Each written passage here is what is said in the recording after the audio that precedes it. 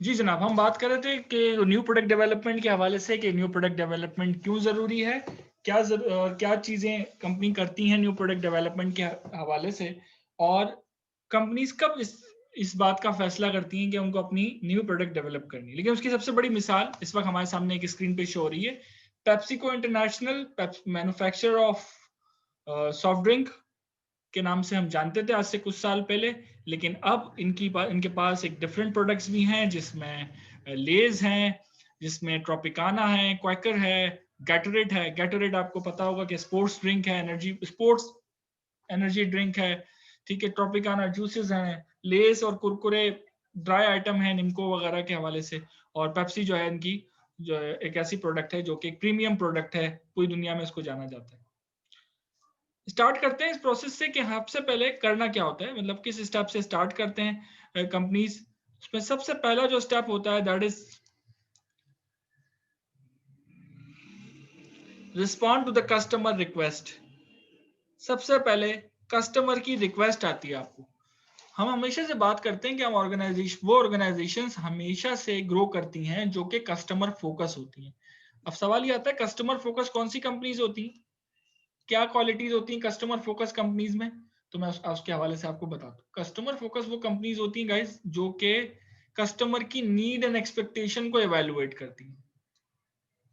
यानी कस्टमर क्या चाहता है आपसे, क्या एक्सपेक्ट करता है, क्या एडवांसमेंट कस्टमर चाह रहा है, वो कस्टमर फोकस कंपनीज कहलाती हैं। ठीक है, कस्टमर फोकस कंपनीज होने के लिए जरूरी है कि कंपनी का मैकेनिज्म हो कस्टमर की नीड एंड एक्सपेक्टेशन को इवैल्यूएट करने का। वो क्या हो सकता है, कंपनीज अपने कस्टमर से कैसे एक राब्ता बरकरार रखते हैं। तो वो है सब number 1, customer complaints and customer feedback mechanism. कि कस्टमर कंप्लेन और कस्टमर फीडबैक मैकेनिज्म अगर आपका है तो आप कस्टमर फोकस कंपनी है, और अगर ऐसा कोई मैकेनिज्म नहीं है तो फिर अनफॉर्चुनेटली आपकी कंपनी कस्टमर फोकस तो नहीं कहला सकती। तो आपने देखा होगा हर कंपनीज अपने कस्टमर्स को, क्लाइंट्स को मोटिवेट करती हैं कि आप आएं और हमारी प्रोडक्ट एंड सर्विस के हवाले से हमें फीडबैक दें, either positive, either for improvement,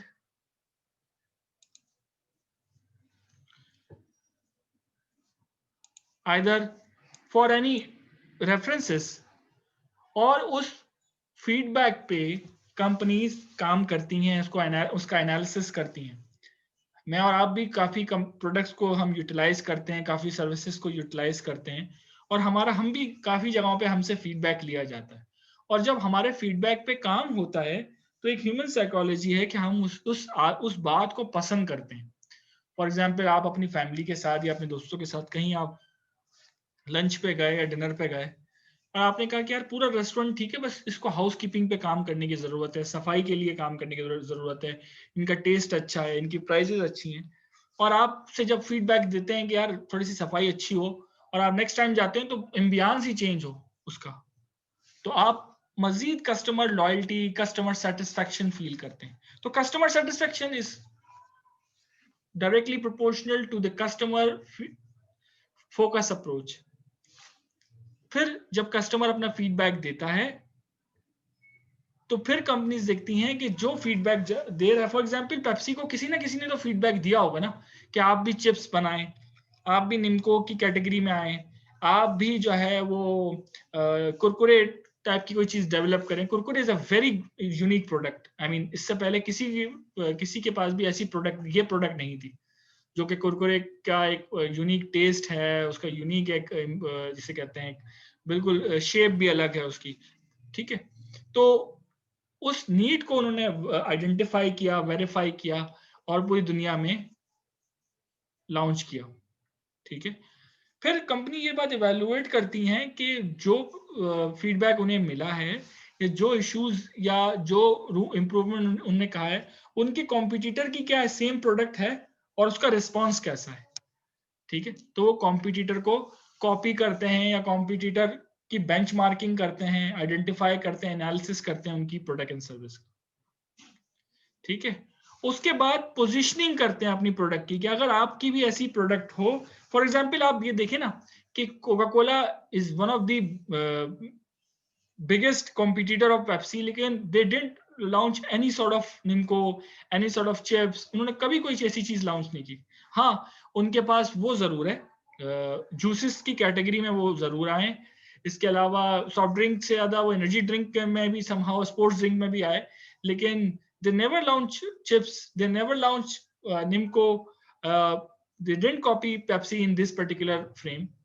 क्यों? क्योंकि ऑब्वियसली उन्होंने अपनी पोजीशनिंग चेक की होगी कि हम अपनी पोजीशनिंग ऐसी नहीं चाहते अपनी प्रोडक्ट की, ठीक है। फिर कंपनीज जो मल्टीनेशनल कंपनीज होती हैं, उनके पास एक ऑप्शन ये होता है कि वो किसी लोकल ब्रांड को परचेज करके उसको एक्वायर कर लें, क्योंकि ऑब्वियसली किसी भी प्रोडक्ट को बनाना, उसको मैन्युफैक्चर करना, उसके डिस्ट्रीब्यूटर आइडेंटिफाई करना, उसके सप्लाई चेन का मैकेनिज्म बनाना, ये सालों का प्रोसेस है। ये कोई इसे कहते हैं ना ओवर द नाइट, ये ना ये फैसले लिए जाते हैं और ना ही जो है वो इस पर अमल किया जाता है। It's a long way process. I mean, मैं अगर आपको बात कहूं, जिस तरह मैं कल एक जगह पढ़ रहा था कि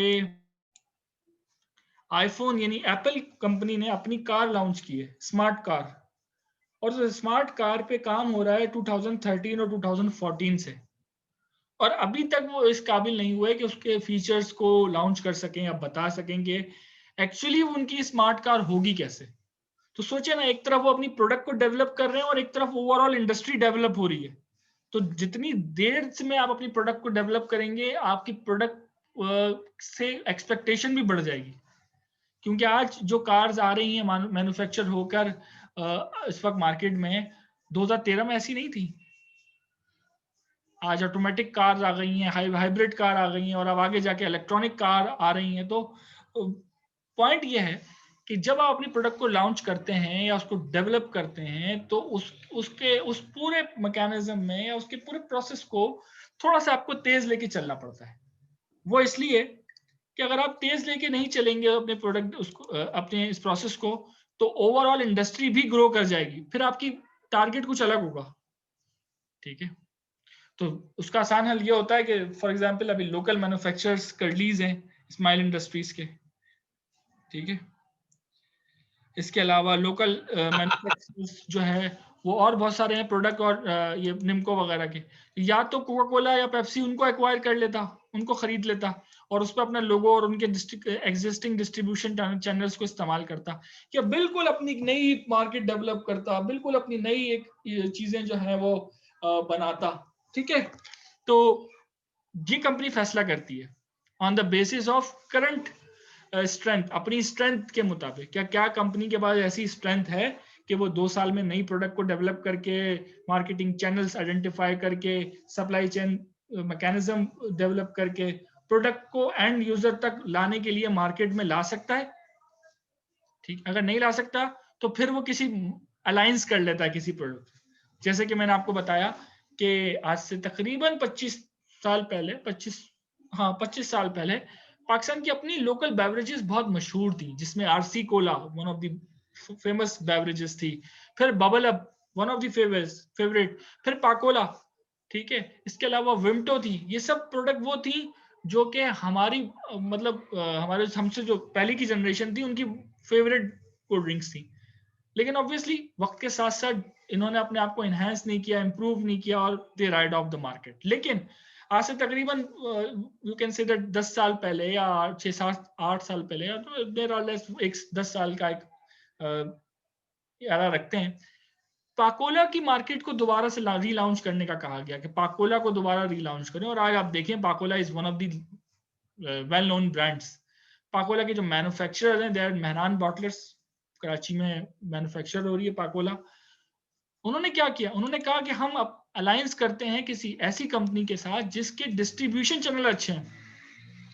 या जो लोग पाकिस्तान के डिफरेंट सिटीज में जा चुके हैं, वो इस बात को एग्री करेंगे कि कहीं पे भी आप जाएं, कुछ मिले या ना मिले, पेप्सी जरूर मिल जाती, चाहे नकली मिले, लेकिन मिल जरूर जाती है। तो उसकी वजह क्या है? उसकी वजह ये है ना कि लोगों की डिमांड है और उसको पहुंचाने के लिए डिस्ट्रीब्यूटर्स मौजूद हैं। फिर पेप्सी का एक अपना एक एसओपी है डिस्ट्रीब्यूटर्स के हवाले से, डिसेंट्रलाइज एसओपी है कि आप एक गली में 4 डिस्ट्रीब्यूशन भी ले सकते हैं, जबकि दूसरी ऐसी कंपनीज है जो नहीं देती, उनकी अपनी पॉलिसीज हैं, ठीक है। तो they want to penetrate the market as much as they can, ठीक है। फिर समटाइम्स कंपनी बिल्कुल एक अलग प्रोडक्ट को लॉन्च करती है, जिस तरीके से आप आईफोन की मैं मिसाल दे रहा था कि आईफोन की जो मार्केट है वो डिजिटल स्मार्ट जो है होम अप्लायंसेस में सबसे पहले दे लॉन्च सेल फोन, फिर दे लॉन्च स्मार्ट वॉच, ठीक है, फिर स्मार्ट गॉगल्स आ गए उनके, उसके अलावा फिर यू नेम इट, वो चीज़ आगे बढ़ती नहीं बढ़ती, स्मार्ट हर चीज़, फिर स्मार्ट एलईडीज आ गई उनकी, कंप्यूटर्स आ गए, फिर उनका ये लैपटॉप तो ऑलरेडी था ही, मैकबुक वगैरह। फिर अब ये बिल्कुल एक नई ऑटोमेशन यानी इसे कहते हैं ऑटो मैन्युफैक्चरर्स में चले गए ये कि आप ये नई अपनी एप्पल की कार लेकर आ रहे हैं, बिकॉज लोगों की रिलायबिलिटी, लोगों का ट्रस्ट लेवल इनके ऊपर काफी ज्यादा है, ठीक है। तो it could be N entrepreneurship aspect कि ये चाहते हैं कि कंपनीज, क्योंकि iPhone is becoming a brand, becoming a lifestyle of a person, कि हम समझते हैं कि जिसके बाद आईफोन है शायद वो बहुत अमीर होगा। ये एक अजीब अजीब परसेप्शंस लोगों की मौजूद है प्रोडक्ट को लेके, ऑब्वियसली क्योंकि वो कॉस्टली होता है, हर बंदा उसे अफोर्ड नहीं कर सकता। आगे बढ़ते हैं, invest in research and development. बहुत सारी कंपनीज हैं जो कि रिसर्च एंड डेवलपमेंट R&D की जो एक्टिविटीज हैं उनके लिए उन्होंने एक सेंट्रलाइज डिपार्टमेंट बनाया हुआ होगा। कंपनीज इसको आपको मोटिवेट करती हैं कि ऑर्गेनाइजेशन जो है वो इन्वेस्ट करे रिसर्च पे। रिसर्च हर किस्म की होती है, कॉम्पिटिटर्स की रिसर्च हो सकती है, अपनी प्रोडक्ट की रिसर्च हो सकती है, ठीक है, और उस डेटा को शेयर किया जाता है। अब रिसर्च जो है वो इनकम्प्लीट है या यूजलेस है without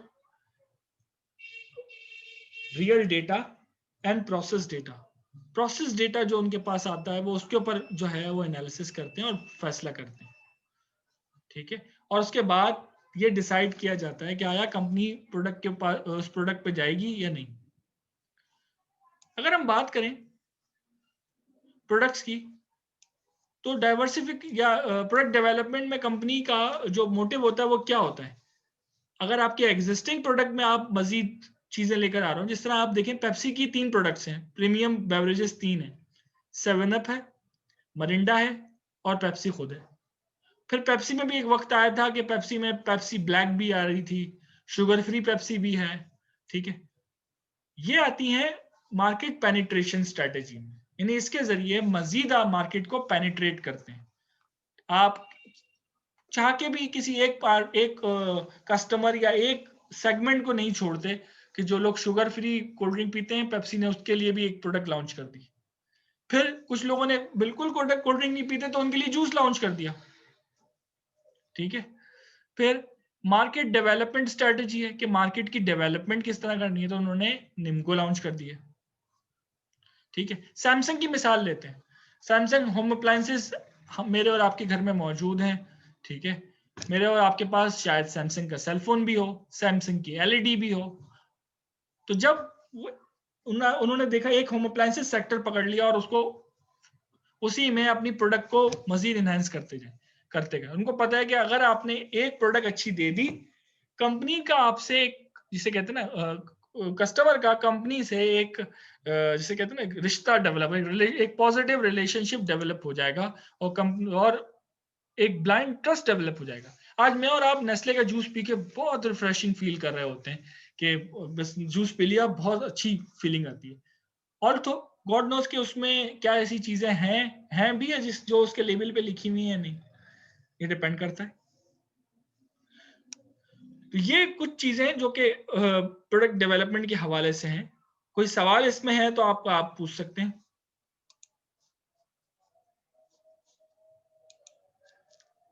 any question guys? Well, ये सवाल आया था कि प्रोडक्ट डाइवर्सिफिकेशन स्ट्रेटेजी के हवाले से बात कर लें, तो मैं डिफाइन कर देता हूँ। डाइवर्सिफिकेशन स्ट्रेटेजी जो है वो डिस्कस कर लेते हैं।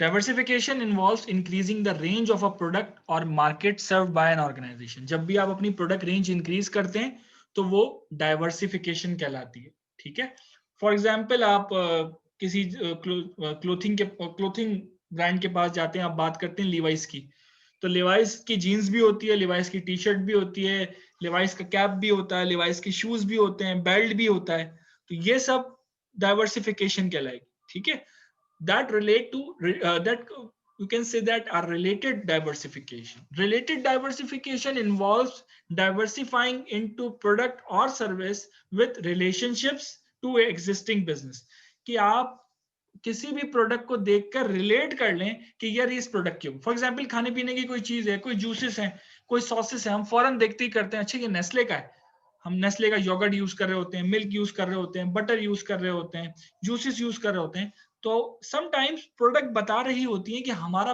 लाइन ऑफ बिजनेस क्या है।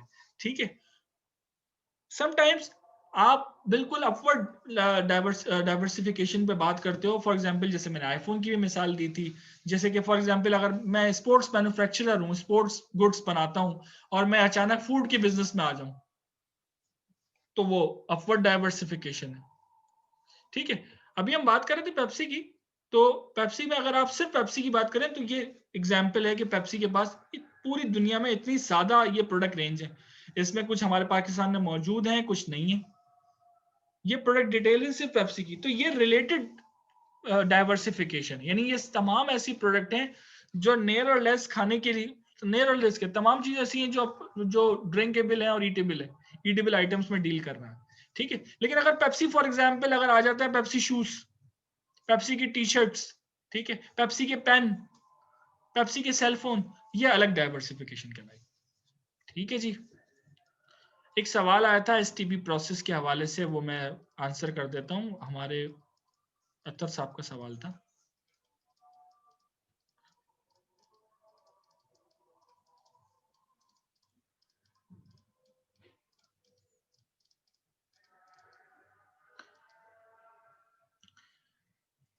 Crafting a right market segment, जब आप अपनी प्रोडक्ट को डेवलप करते हैं या प्रोडक्ट बनाते हैं और उसको मार्केट में लाते हैं, तो आप एक खास जो है वो टारगेट कर रहे होते हैं ग्रुप ऑफ पीपल को, जिनको उस प्रोडक्ट की सबसे ज्यादा जरूरत है। फॉर एग्जांपल अभी रिसेंटली कोविड की वैक्सीन है, ठीक है, उन्होंने मार्केट सेगमेंट बनाया कि ये बेसिकली वो सेगमेंट है जो कि पैरामेडिकल स्टाफ है, जो कि डॉक्टर्स हैं, जिनको फर्स्ट प्रायोरिटी पे कोविड की वैक्सीन चाहिए ही चाहिए।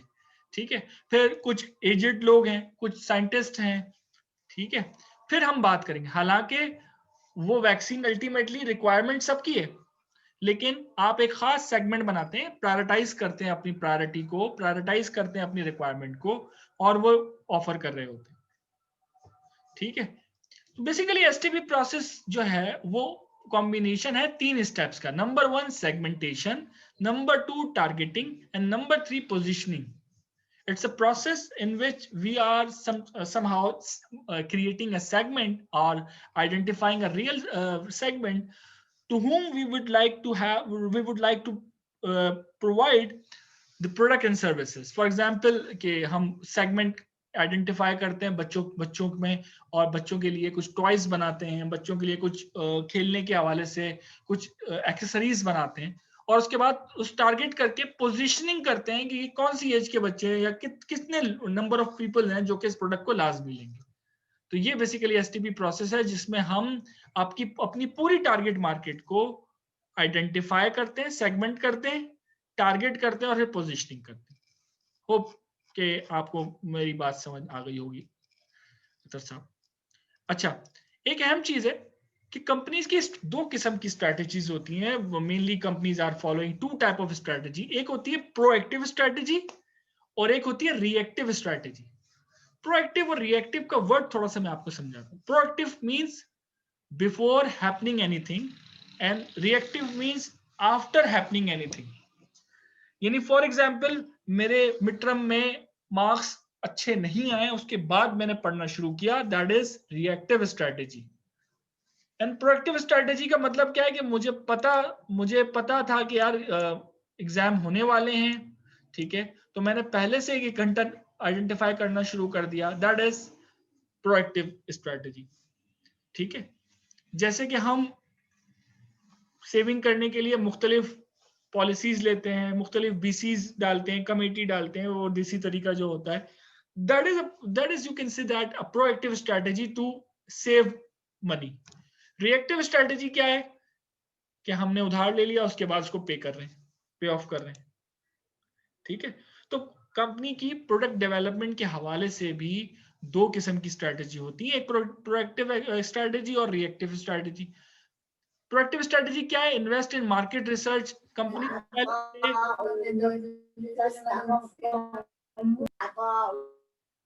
कंपनी पहले से जो है कुछ फंड एलोकेट करती है जिसे रिसर्च एंड डेवलपमेंट में यूटिलाइज किया जाता है।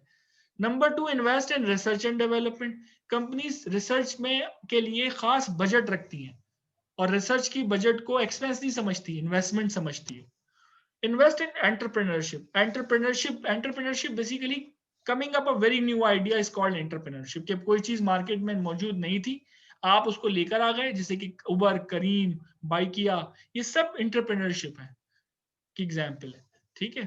इसके अलावा मेक अलायंस। कंपनीज इस एंटरप्रेन्योरशिप या इस प्रोडक्ट डेवलपमेंट के लिए दूसरी कंपनीज को अपना कॉम्पिटिटर नहीं, अपना कोऑर्डिनेटर एस्पेक्ट से उनको अपना साथी मान के काम करते हैं।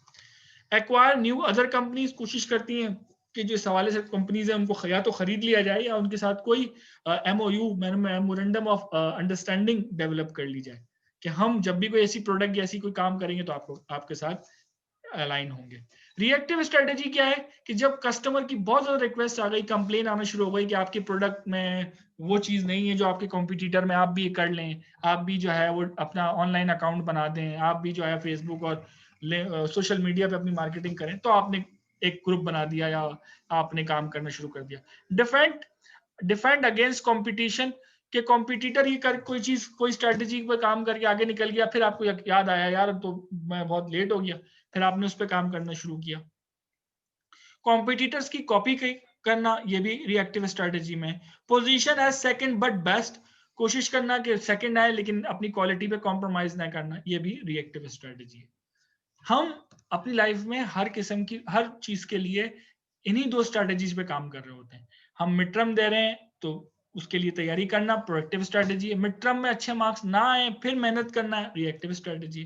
कोशिश करें कि काम करें कि हम हर चीज में प्रोएक्टिवली अपने आप को देखें, और प्रोएक्टिवली उस वक्त हम काम करेंगे कि जब हम चीजों को समझ सकेंगे, चीजों को पहले से आइडेंटिफाई करेंगे, नीड एंड एक्सपेक्टेशन आइडेंटिफाई करेंगे। जी जनाब, तो ये थी आज की हमारी क्लास जिसमें हमने क्या पढ़ा। हम थोड़ा सा पीछे से रिवाइज करते हुए आते हैं। हमने बात की प्रोडक्ट डेवलपमेंट पे, हमने बात की प्रोडक्ट डेवलपमेंट स्ट्रेटजी पे, एग्जाम्पल कोड की, रिलेशनशिप स्टेप्स पढ़े, प्रोएक्टिव स्ट्रेटजी और रिएक्टिव स्ट्रेटजी पढ़ी, डाइवर्सिफिकेशन स्ट्रेटजी पढ़ी, उसकी डेफिनेशन पढ़ी, और मार्केट प्रोडक्ट डेवलपमेंट की स्टेप्स पढ़े। कोई सवाल अगर है आपका तो प्लीज आप सवाल पूछ सकते हैं।